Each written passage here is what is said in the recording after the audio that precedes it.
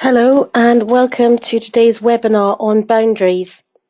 I'm Claire-Elaine Arthurs. I'm a property litigation specialist and partner at Gunnar Cook, and I work with a range of clients to deal with the resolution of property-related disputes.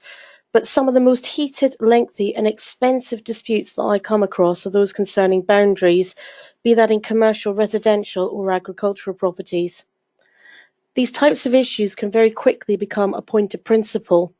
And even many seasoned professionals struggle to differentiate between a general boundary and a legal boundary, so it's little wonder that there's so much scope for disputes to arise, escalate, and if unchecked, run away with the parties. So in this webinar, what I'm going to set out to do is introduce you to a practical approach to considering the position of a boundary, and also talk through some of the options for how even the most entrenched boundary disputes might be resolved.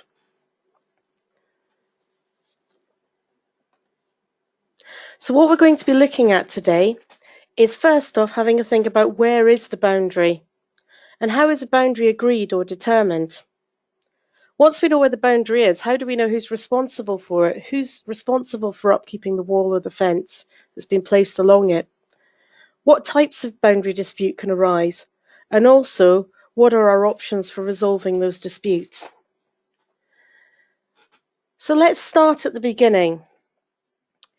Now I'm going to start where many people tend to start in the real world, but it's not where you should be starting when you're considering a boundary dispute, and you'll soon realise why. So the first thing that most people do is they go onto the land registry and they have a look at the title plan. Now, the first thing to realise is that the land registry is not responsible for deciding where to place the boundaries that divide individual parcels of land. That responsibility falls to the owner who divided the land into the present parcels. The description of the boundary that's given in the title deeds produced for a vendor is usually sadly wanting, and it's because of the fact that boundaries are so poorly described that the Land Registry has adopted the principle of general boundaries from around 1875. So since 1875, the Land Registry have been giving indication as to where the parcel of land would lie, but they do not give any accurate guidance on where the boundaries are or the dimensions of that piece of property. In terms of what the Land Registry do, it's their duty to examine the title deeds submitted to them at first registration of the property and to do their best to interpret onto an Ordnance survey map the general position of the boundary. But we have to recall that the Land Registration Act, which was updated in 2002, tells us that the boundary of a registered estate, as shown for the purposes of the register, is a general boundary, and unless shown as determined under that section.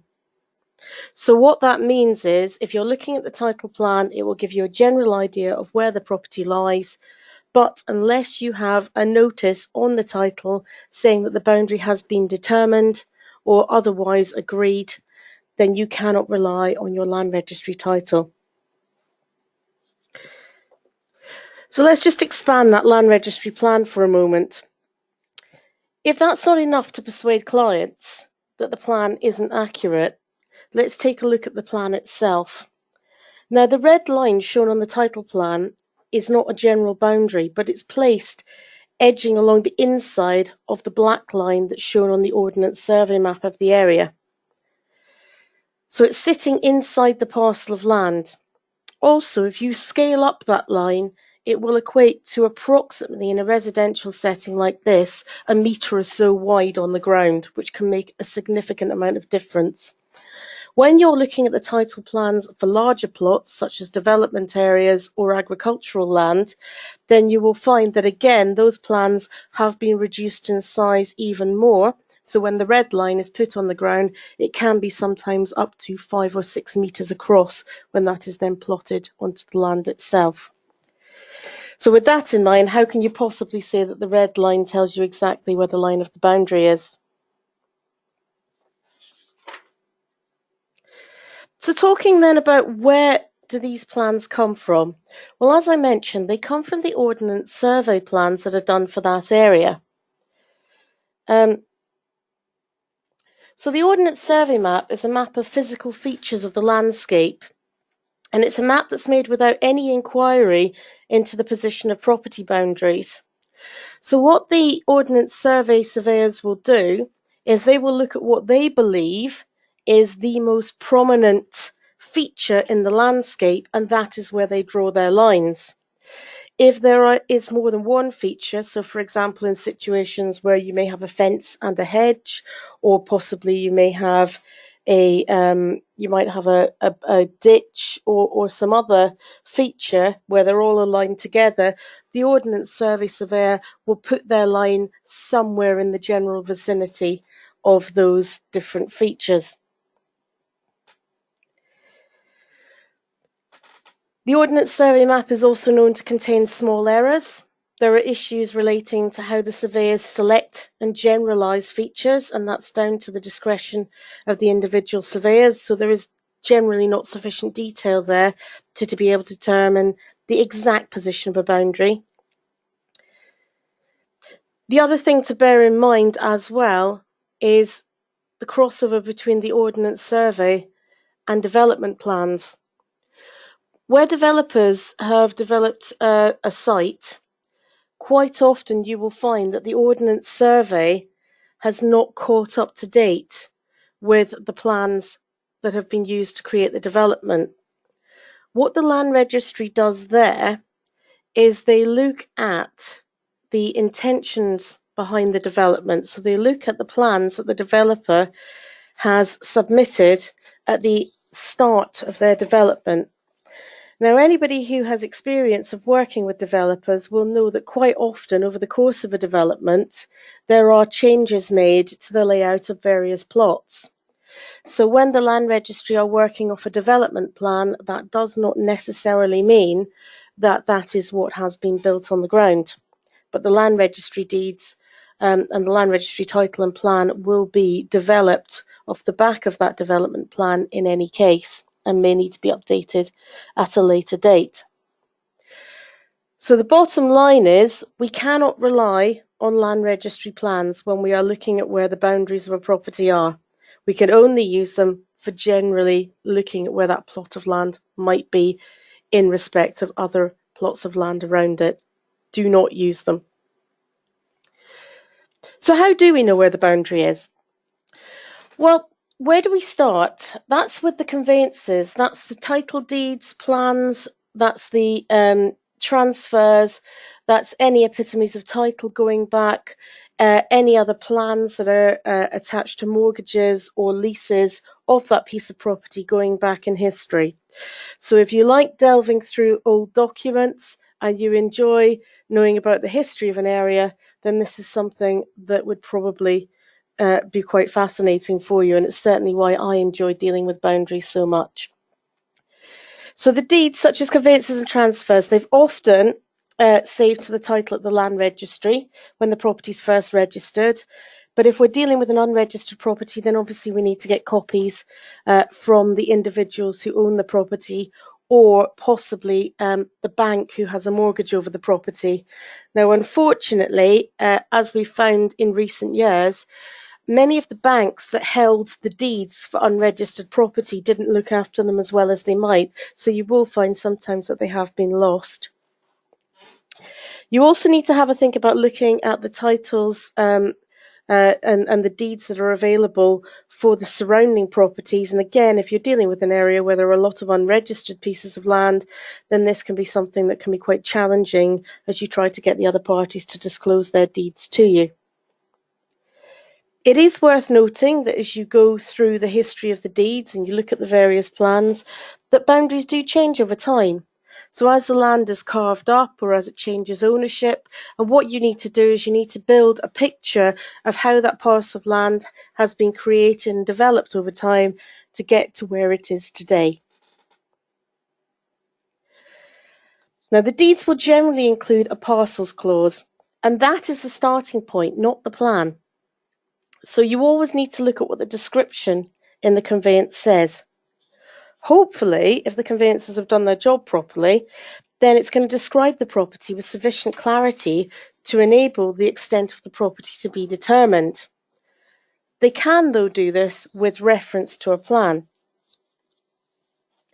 So when we're looking, though, with reference to a plan, we need to understand exactly what that plan has been used for.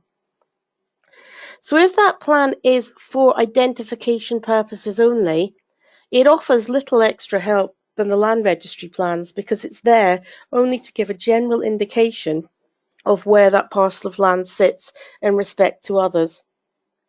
But if it says it's more particularly delineated, that means that you would expect on that plan to see measurements and a much more accurate set out of what the boundaries are for that piece of land, and it should hopefully have been done in a way that it can scale up to the point that a surveyor could then mark it out on the physical property itself. But what do we do if there's a discrepancy between the plan and the description? Well, if it's for identification purposes only, obviously you go back to the description. But if it's more particularly delineated, then the plan is going to prevail over the description. And that was the case of Eastwood and Ashton, which was in 1915, but is something that does come up on a regular basis. In terms then of thinking about the plans themselves, what happens if the plan is not particularly good? Now, the plan that you can see here on the right is what you will often get in the older conveyances. And the difficulty with this is, yes, you can see the rough shape of the parcel of land. You can see where it is potentially in relation to other buildings and roads and so on. But there's no scale on the plan, so we don't know whether it's been drawn accurately. There's very few features that we could then measure from, and it makes it very difficult for us to do anything with that plan. So as I said before, if you've got a parcels clause that has said, well, it's this far at the front, it's this many feet from the roadway, and gives you a very specific description of how that plot has been laid out, you would always go with the parcels clause. And the erroneous plan can be disregarded. And that's a piece of Latin for you, falso demonstratio non nocet, which means pay no attention to the demonstration, because it's there for indication only. But what happens where the description is by reference to a plan which is useless except for general identification? Well, if they've said that it's more particularly delineated in the plan and then you find that the plan is useless, then what you're going to have to do is supplement the inferences that can be drawn from the plan with evidence that is available from the time. That can be from surrounding conveyances, it can be from witness statements, it can be from planning applications, and we'll come on to that in future. What happens if the dimensions of the plan conflict with measurements that are scaled from it? Well, again, you have to come back to the secondary pieces of information. What you need to do is you need to look at the extrinsic evidence of where the pieces of where the items are in the plan. So, for example, the edge of a wall, a tree stump, an ancient monument, anything that may have been there at the time when the plan was drawn, and try to work back from that to see if you can get the dimensions to fit. One of the things that is worth bearing in mind, if the conveyancer has decided to use an ordnance survey map in order to draw on that where the outline of the boundary lies, then what you would need to look at is the various boundary features and the rules and conventions that are used by the surveyors when creating the ordnance survey map. So what you would be looking for there is you would be looking for the most significant boundary feature, or where things are tied together, which we will come on to when we deal with S-marks shortly, looking at what's been tied together on the Ordnance Survey plan to try and work out where the edge of that boundary would be. Now, a very helpful way of remembering how to make this approach was set out by Lord Hoffman in a case called Allen Wilberley Building Limited in Insley, which was in 1999 in the House of Lords. And what he said is, he said the first resort should always be to the deeds. The parcel clause of a conveyance or transfer may be referred to in the attached plan, but usually this is said to be for identification purposes only. So the use of such words indicates that the plan cannot be relied upon as delineating the precise boundaries.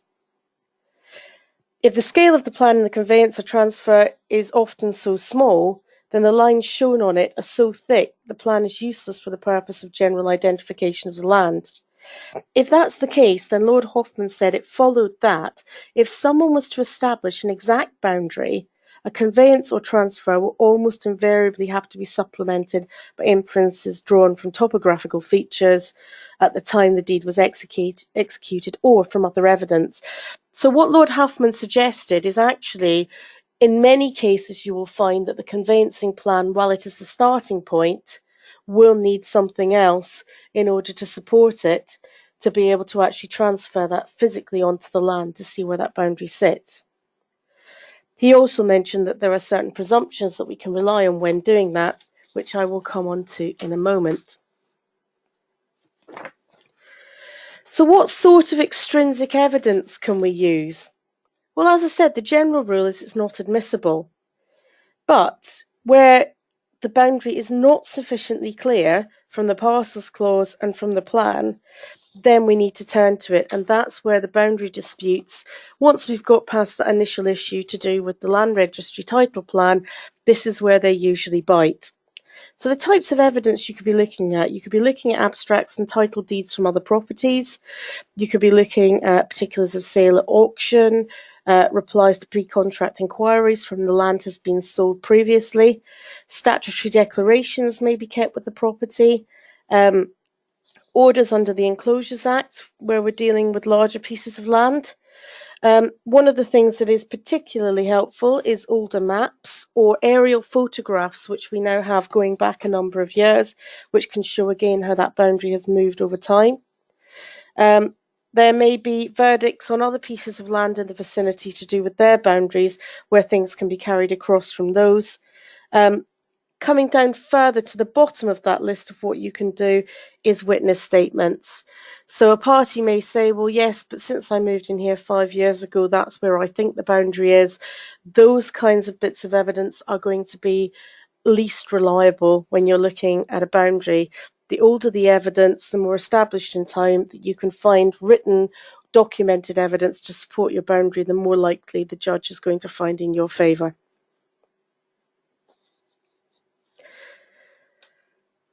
So I said I'd go through a couple of the presumptions that can be made on boundaries. Now, one of the presumptions that comes up quite frequently is roadways. And the reason that roadways comes up a lot is because people again start with the land registry title plans and the Ordnance survey. Now, neither the Ordnance survey nor the land registry title plans will ever place a boundary midway or across a roadway. They will always place it to the edge unless the title includes a private road. So people then presume that there's a dispute about who owns the roadway. Well, not necessarily, because there is a presumption, which again is another piece of Latin for you, called ad medium filum, which means up to the medium line. And that presumption is that if you own a property on the edge of a road, then you own up to the middle line of that road. Now, that will not necessarily mean that you have free rein to do with that road as you like, because if it has been adopted by the Highways Authority, then obviously they have the rights from statutory basis over the roadway and the air above it to the extent that it's needed to allow traffic and the general public to pass along it. One of the other things that it's worth noting about boundaries, and I mentioned before about private roads, if a private road is part of a title, then the road is assumed that its boundaries go to the furthest point on either side. So if, for example, a road has a verge with a hedge on the top on either side of it, the boundaries of that road would be said to go from the hedge on either side. So it's called a hedge-to-hedge presumption in relation to private roadways, which is found mainly in rural areas. Another one which gets brought out a lot is the hedge and ditch rule, which is widely misunderstood. This rule essentially deals with the types of situations that we see in the photograph there. So you can see on the left there that there is a hedge. There is then a rather overgrown ditch in the centre, and along the right-hand side there has been some fencing put along there, probably to stop the animals that are grazing in the right-hand field from wandering into the ditch. So the presumption here is that the boundary is along that fence line. And the reason for that is that the presumption of the hedge and ditch is if you have a hedge and a ditch on your land, you own up to the far side of the ditch. This can be rebutted by strong evidence, and it relies on two things being proven to show that this rule will prevail. So first off, the ditch can't be natural. The assumption is that you have stood on your property and that you have dug the ditch and then put the soil onto your land and planted your hedge on the top of it. You wouldn't be dumping soil onto your neighbour's land, as that would be trespass and nuisance, so you've put it back onto your own land. However, if the ditch is natural because there's a stream running down it or similar, then obviously that presumption is going to be rebutted. The other assumption is that the two pieces of land were in separate ownership at the time when the ditch was dug. In larger pieces of agricultural land, that won't necessarily be the case. It may just depend on how the various parcels of land were being used at the time. If both fields were in the same ownership at the time when the ditch was dug, then it wouldn't matter which way the farmer decided to pile up that soil. It would still be on their land, so that presumption is lost. But it is something that people will bring up again and again, so it's helpful to know where you stand with that. A couple of other ones that are quite interesting. One of them is non-tidal rivers and streams. There's a rebuttable presumption with them that where you are next to a stream or a river, the boundary of the property extends to the centre line of that river. So if the course of the river changes naturally over a period of time, the property boundary moves with it. Obviously, it won't apply, though, if the course of the river is artificially changed.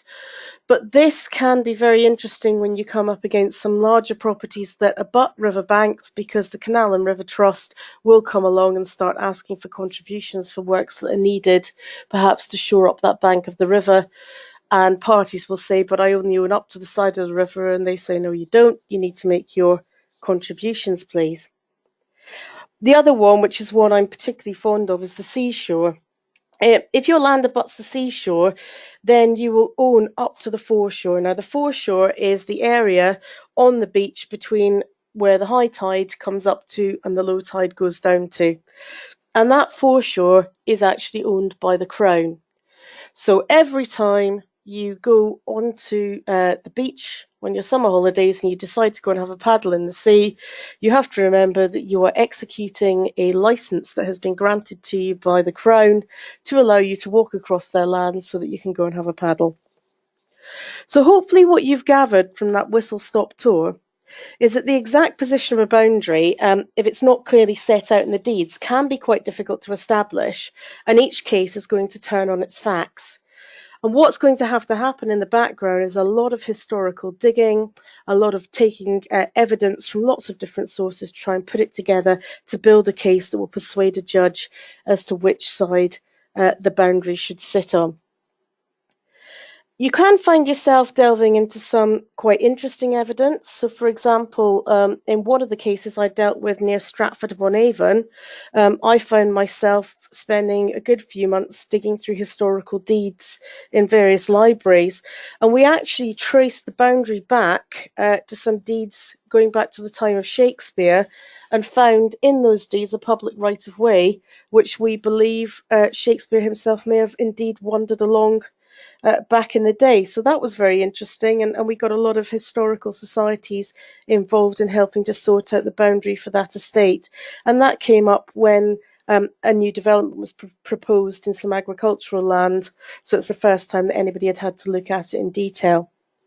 In another case, I found myself having to oversee the excavation of a horse skeleton because the hedge that had previously delineated the boundary had been dug up, but some 20 years previous, somebody's favourite horse had been buried up against the hedge line. So we found the horse, we found where the hedge line was in that place.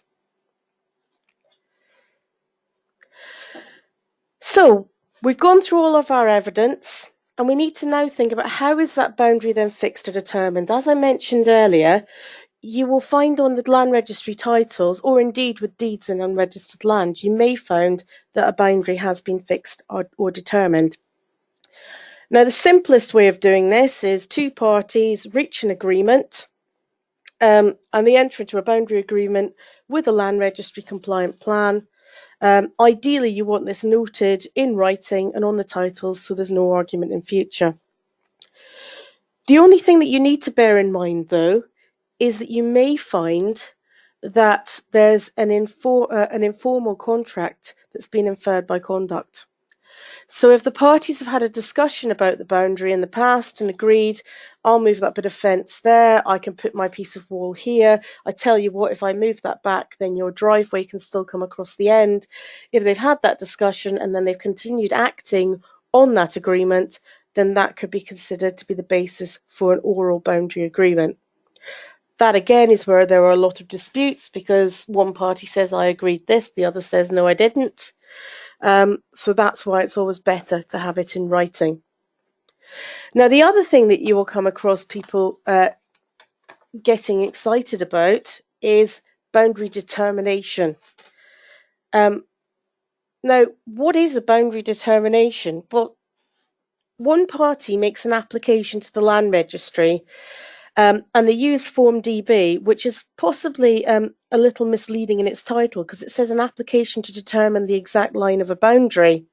So the name suggests that an applicant is asking the land registry to decide exactly where the boundary is, but that is something that the land registry will absolutely refuse to do. So what actually happens is the land registry will first check the description of the boundary that's been submitted to them against any copies of title deeds that they hold. They do this check to just make sure that what they're looking at is consistent with the deeds that they are holding. Because you've made the application unilaterally and it's going to affect your neighbour, then the next thing that happens is they write out to the neighbours to ask if they're willing to agree what has been submitted. So if your neighbour then objects to where that boundary is, the boundary is not determined. If your neighbour says, yep, that's fine, or decides that they're not going to respond to the land registry, then the boundary will be noted on the title as being determined. So what a determined boundary actually is, it's a paper title boundary that's been poorly described in title deeds. Its exact position has not been ascertained.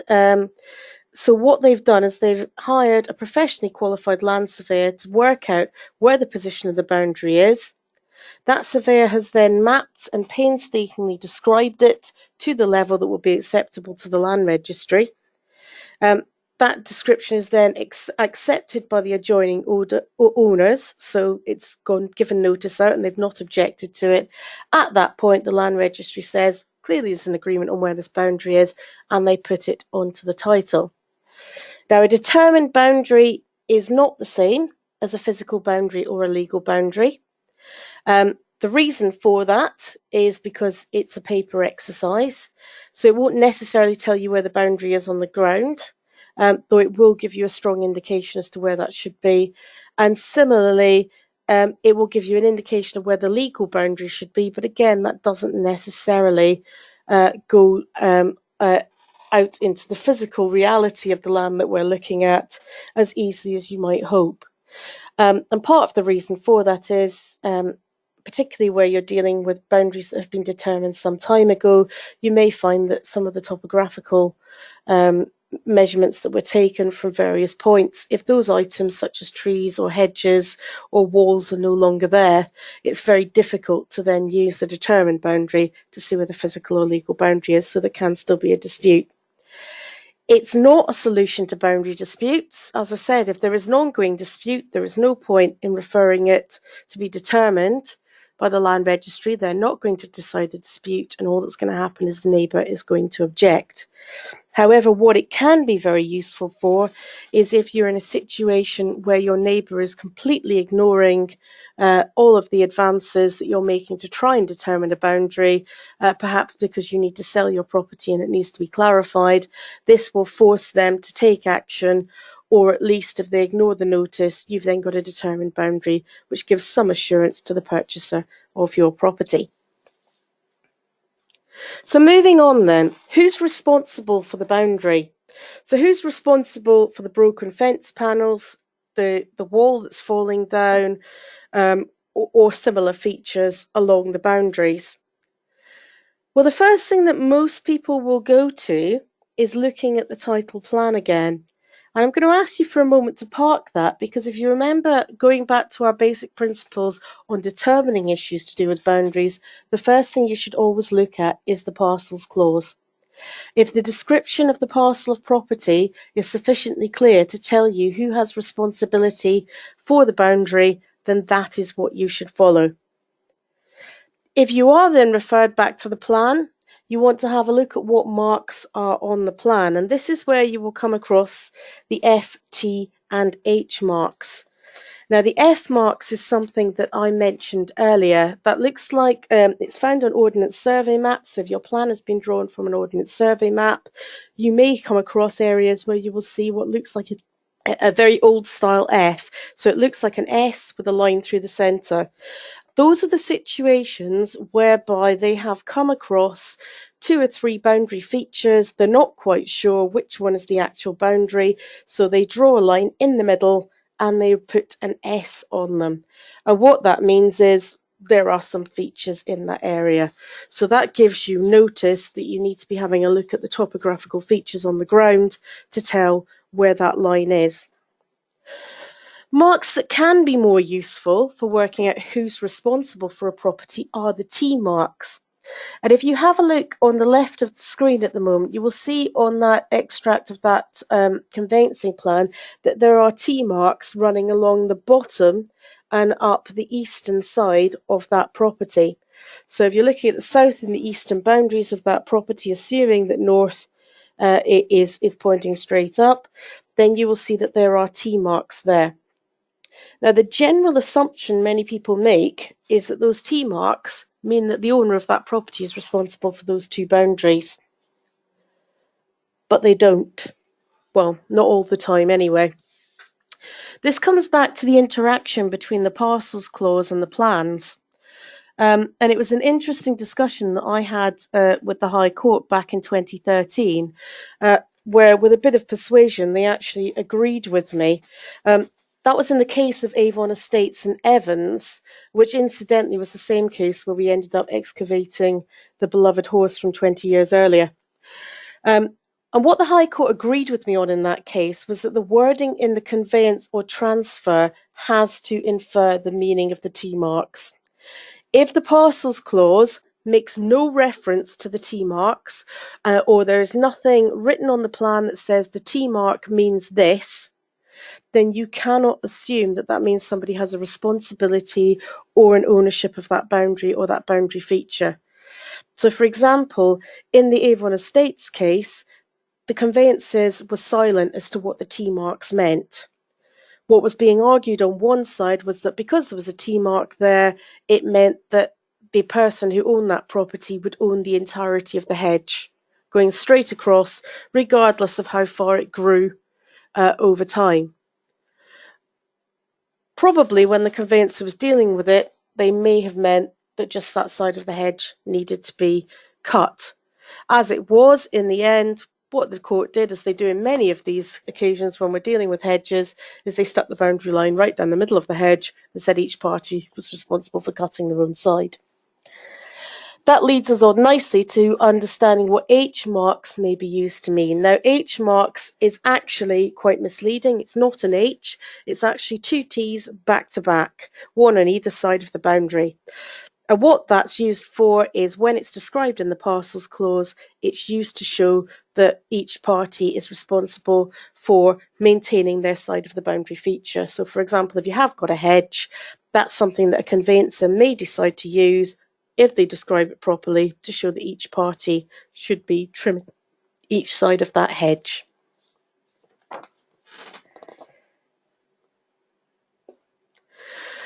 So, what types of boundary disputes are you likely to come across?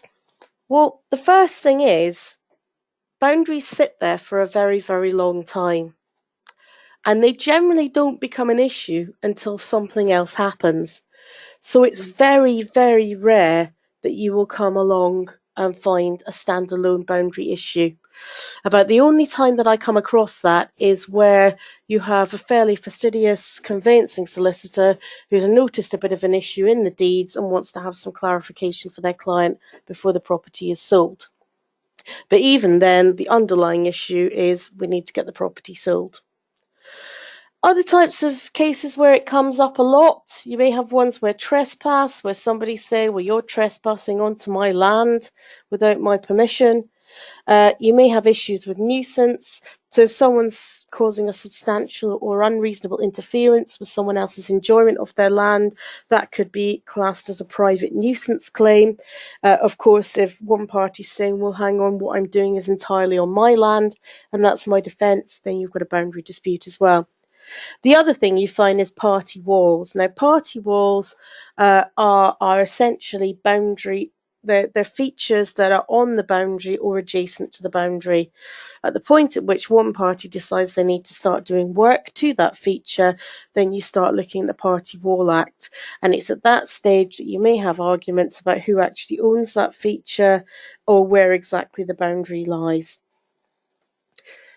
It could, of course, be any number of other problems. So what you need to think about when you're dealing with a boundary dispute is those are the obvious ones. What I've just been through is what you will find in the pleadings. But as with any dispute, they're a little bit like icebergs, hence my picture here. You've got the legal proceedings sat neatly on the top, and underneath the water, there is usually a huge amount of other feeling, issues, bits and pieces of facts going on. And that is what you need to get to the bottom of when you're dealing with boundary disputes. And it's until you've dealt with those, your parties are not going to move from their positions, and you're not going to be able to get to a stage where there is a settlement that is going to work. So what kind of issues have I come across? Well, sometimes there is genuinely a problem with the deeds, though I have to say that's usually the least of the problems that's going on the issues underneath the boundary dispute. It could be someone's trying to gain a few inches that they feel were lost when a predecessor erected an ancient fence in the wrong place. They could be trying to take control of a boundary feature like a hedge or a wall because they want to knock it down to make their garden more light and airy, or alternatively because you said you're going to take it down and they want to keep their privacy. They could find that their property exceeds the old specifications, so they want to find that they extend their drive because perhaps they've bought a Victorian house. The drive isn't actually wide enough for modern vehicles, but they're not going to admit that their drive wasn't wide enough and they didn't have large cars back in Victorian days. What they will say is the boundary's in the wrong place, so my drive should be wider than it is. They might be trying to overcome totally inadequate designs of small front gardens, which is becoming an increasing issue because access to driveways and garages is more of a problem of more modern estates where the properties are closer together and the gardens tend to be smaller. They might not have enough land because they've got development plans. So you may find that they just need those extra few inches so that they can get their garage extension onto the side of a property, or they can just fit in another plot to the development site. Alternatively, you may find that you're dealing with somebody on the other side of that who's a NIMBY, and by that I mean not in my backyard, who's been unsuccessful in objecting to a planning application. So instead, they've decided they're going to have a boundary dispute to see if that will stop you doing what you're planning to do with the piece of property instead. It could also it be something completely unrelated. And I will tell you about briefly one case that I dealt with, where partway through the witness evidence at trial, a very cunning barrister was delving into some facts that didn't quite make sense.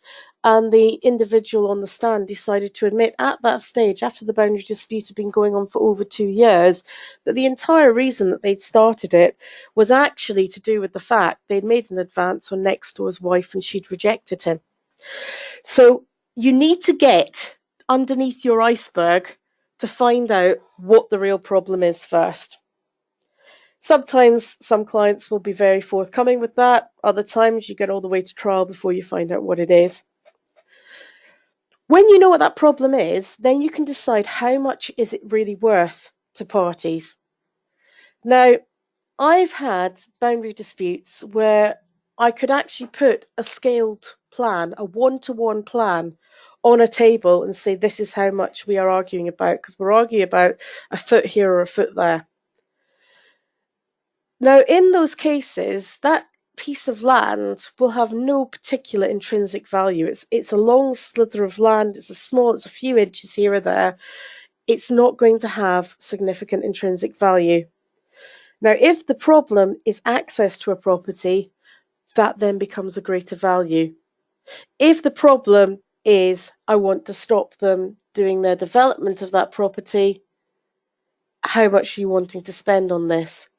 So you need to understand what the problem is, and what that avoids is people getting into this point of principle mentality,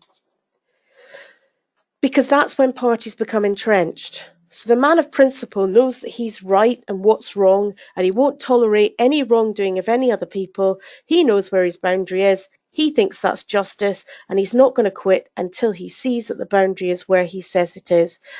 All thoughts of proportionality go out the window, and this is when boundary disputes start costing hundreds of thousands of pounds.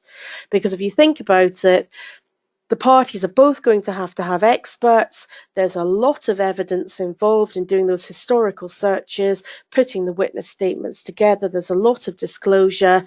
And then when you come to trial, the judge is going to have to hear from both experts, and they're going to have to hear all of that evidence and a significant amount of witness evidence as well, probably. So trials can go on for 3, 4, 5 days at least, depending on how big the boundary is that you're dealing with. It's a very expensive business. So the sooner you can get the parties to focus on the problem and the solution to that problem and step away from that point of principle, the sooner you're going to be able to get a solution. So when you're looking then at resolving a boundary dispute, where do you start? Well, very helpfully, we now have a boundary disputes protocol, and I've given you the web address there. It's voluntary, it's not enforced by the courts, but if you don't follow these steps, you may find that your client is going to be penalised in costs when it comes to their time in court. Even if they win, they're still going to be saying, well, you could have resolved this at an earlier stage. So the first thing the protocol expects is that the parties are going to exchange information. And this comes back to this idea of, well, okay, maybe the deeds aren't clear. What other information have we got? If it's on the land registry, it's easy to get hold of, but other information may not be so easy. If you're dealing with unregistered land, then this step becomes really crucial. The second thing that they want parties to do is to appoint professional advisors.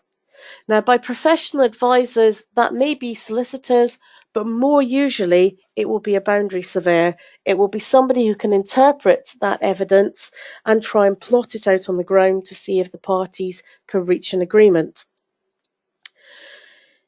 If their advisors can't agree on where the line should be, then the next thing that they're asked to consider is appointing a joint expert. Now, a joint expert is somebody who is appointed neutral to the parties. They look at all the evidence from both sides, and then they set out where they believe on the ground the boundary line should be. The difficulty with a jointly appointed expert is that they are not binding in their opinion. It can, however, cut to the quick of quite a lot of disputes, and the RICS runs a very helpful service whereby if the parties cannot agree who they would like to appoint, they will appoint someone for them. The next thing to consider is whether adverse possession has taken place. So if somebody has been doing a bit of land grabbing, they would have had to have held that piece of land for 10 years if you're dealing with registered property, and 12 years if it's unregistered. And they would need to have held that land nec vi, nec clam, nec precario, which means in an uninterrupted factual possession, so without force, without secrecy, and without permission. They also need to have had a clear intention to possess. They can't accidentally have put the fence up in the wrong place. So they need to be treating that land as if it's their own for a period of 10 years for registered or 12 years unregistered.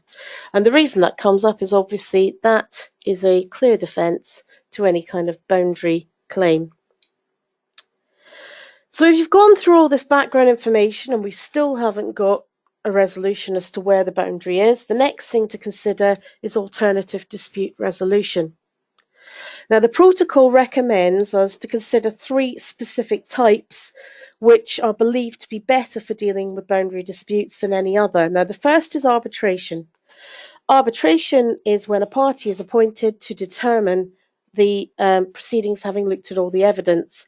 It's quite similar to court proceedings in that you submit statements of case, witness evidence, you put all your evidence forward, you may make submissions to the arbitrator, and then the arbitrator will make a decision which is binding.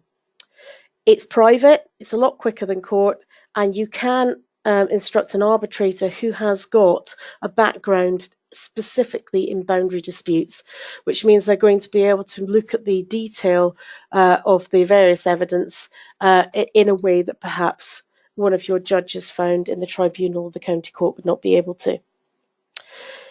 The other option then is expert determination. Now, why would you look at that if you've got arbitration? Well, the thing about arbitration is while it's more cost effective than the court, you still have to go through most of the steps. So that does mean that it can still be very expensive. Expert determination can cut to the quick. It's quite similar to your jointly appointed expert, but the parties have agreed that they will be bound by the decision in this case. So the expert determines the position of the boundary, and that's where it is. And if a party deviates from that, then they would be considered to be in breach of contract. The other option, though, which I much prefer, and being a mediator myself, I heavily advocate, is mediation. Now, mediation is where a neutral party sits in the middle and acts as devil's advocate for both sides. They listen to both sides' issues, they convey messages between the parties, and they help them construct an agreement that settles the issues. Now, why this is so effective when it comes to boundary issues comes back to that issue to do with the iceberg that I mentioned. Because the problem that you are dealing with is quite often not just the boundary, the settlement, if it's going to be effective, quite often needs to deal with something beyond just the position of the boundary. Now, all the court can rule on, or all the arbitrator can rule on, or the expert can rule on, is the position of the boundary, is the legal point that has been put to them. And they have a very restricted range of remedies that they are able to give. In a mediation, the parties drive the solution. So if the issue is, well, we need to know where the boundary is, yes, we can agree that. But actually, part of the problem is you practice your drums every Sunday afternoon, and that's doing my head in. Okay, well, maybe I need to get some soundproofing on my garage. Now, you can agree that as part of a settlement coming out of a mediation. You can get to that level of discussion, but you would never get that when you're dealing with the other forms of ADR, or indeed if you're going through the court process. So I would always suggest that if you've got parties that are really struggling to get to a solution on a boundary dispute, that mediation would be a good port of call. Of course, if all of that fails to get us anywhere, both parties are stuck on their points of principle, they've dug their trenches and neither is coming out, then your last port of call is to the court, or if you're going via the land registry because you've sought to get the boundary determined, to the first tier tribunal.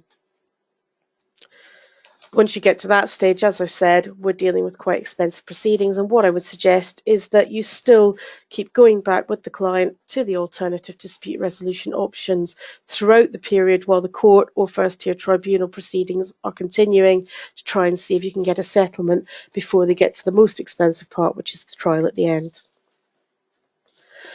So if your parties are discussing a settlement, then what kinds of things do you need to bear in mind? Well, the first thing is, we might all be sitting there with our principles, but really what you need to do is be practical. What is actually going to work for the parties? You need to have a think about their future plans. Is this because a development is going up? Is this because there's going to be an extension? What's that going to look like? How might the parties use their property in future? So make sure that you future-proof the settlement that you've reached. You need to make sure, as I said, that that problem that's caused this dispute has really been solved. Where possible, that needs to be included in your settlement, because otherwise you might solve the boundary dispute, but it's just going to rear its head in a different way. You've got to remember as well that these parties may well have to then continue to coexist as neighbours. Quite often after very entrenched boundary disputes, you will find one or both of the parties ends up selling and moving elsewhere. Be very clear about who's going to do what, when they're going to do it, who's going to pay for it, how they're going to pay for it, and when they're going to pay for it. Be very, very clear on these points, or else they will find themselves back in court having an argument about the content of the boundary agreement. Make sure you factored in any permissions from third parties.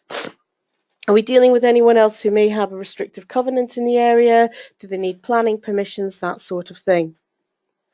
And then the final question that I always ask parties is, can they live with it?